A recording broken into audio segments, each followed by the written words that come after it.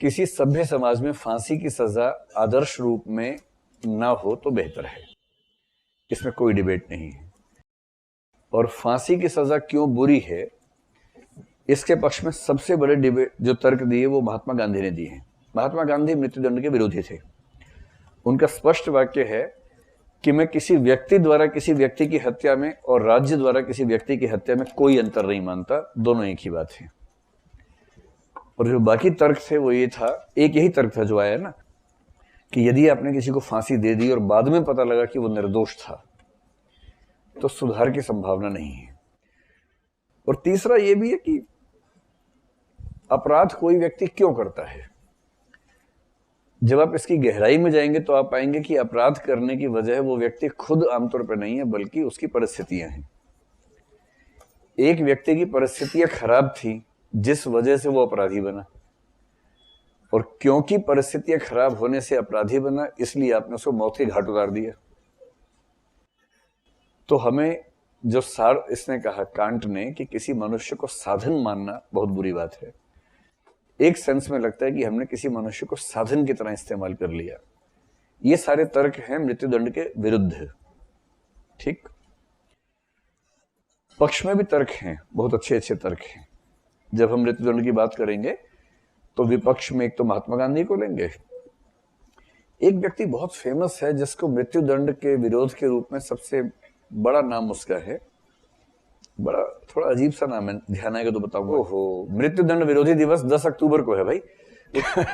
केसर कैसे हो सकता है यार। सीसेर बेकरिया उसका नाम था। इसी की स्मृति में मृत्युदंड विरोधी दिवस मनाने की परंपरा है। लेकिन ये सारी बातें कहने के बावजूद यदि आप मुझसे पूछेंगे तो मैं कहूंगा मृत्युदंड एक सही व्यवस्था है, जिसके लिए हमारे सुप्रीम कोर्ट ने बड़ी अच्छी बात कही है कि रेयरेस्ट ऑफ रेयर केसेस में इसका प्रयोग होना चाहिए। रेयरेस्ट ऑफ रेयर का मतलब विरल में से भी जो विरलतम मामले हैं। और विरलतम मामले कौन से हैं? सुप्रीम कोर्ट ने कहा है एक तो वो जिसमें जरा सा भी संदेह ना हो कि अपराधी ये व्यक्ति है या नहीं।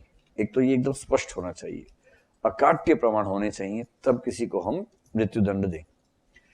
दूसरा, उस व्यक्ति के अपराधी बनने की प्रक्रिया में परिस्थितियों की भूमिका ज्यादा ना हो, बल्कि उसकी रुचि, उसका शौक, उसका अभ्यस्त हो जाना केंद्र में हो।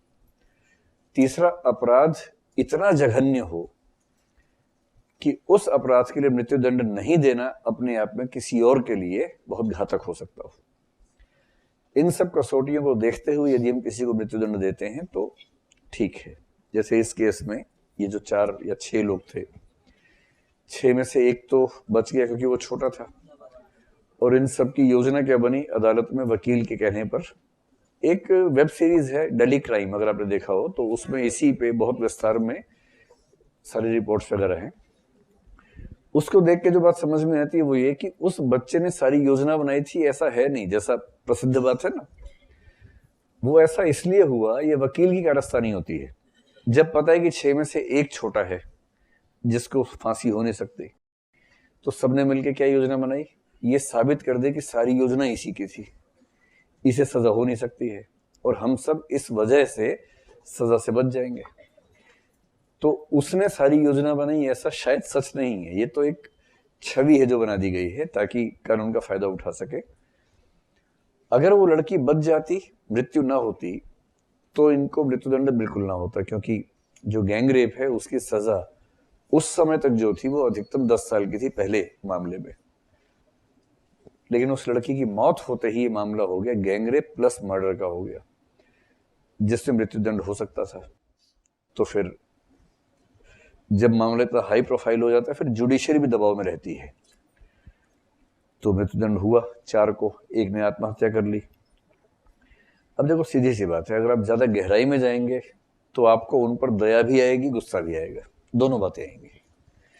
गहराई में नहीं जाएंगे तो केवल नफरत कर सकते हैं, और जो व्यक्ति केवल नफरत कर रहा है इसका मतलब वो उतनी गहराई में जाने को तैयार नहीं है। नफरत करना आसान ऑप्शन है, हम सब करते हैं, करने भी चाहिए ऐसे लोगों से।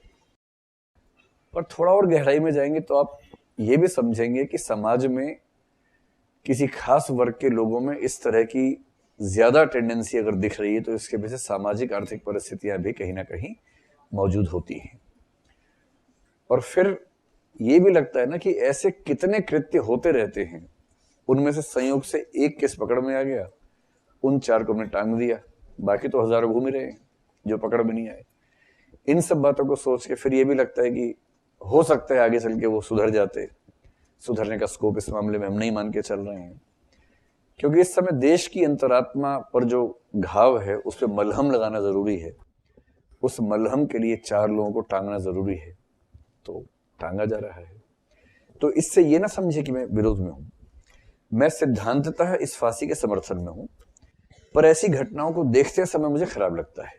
जिस समय किसी फांसी होती है उस समय मुझे थोड़ा सा अजीब सा लगता है, सामान्य बात है। लेकिन हाँ, अगर आप मुझसे पूछेंगे सिद्धांततः मैं इसके समर्थन में हूं या विरोध में, तो वैसे मामलों में फांसी हो, मैं इसके समर्थन में हूं। क्योंकि जो लोग किसी लड़की के साथ ऐसी बदसलूकी कर सकते हैं, उसको जान से मारना तो अलग बात है, इतनी क्रूरता से मार सकते हैं, और ऐसे व्यक्ति अगर समाज में घूम रहे हैं तो किसी और की जिंदगी खतरे में है, ये भी तो एक पक्ष है। और अंत में कोई अगर आपसे कहे कि मानवाधिकार, तो इसका एक वाक्य में इसका उत्तर ये है, मानवाधिकार मानवों के लिए है, दानवों के लिए दानवाधिकार है, मानवाधिकार नहीं है। तो ये पक्ष भी रहता ही है।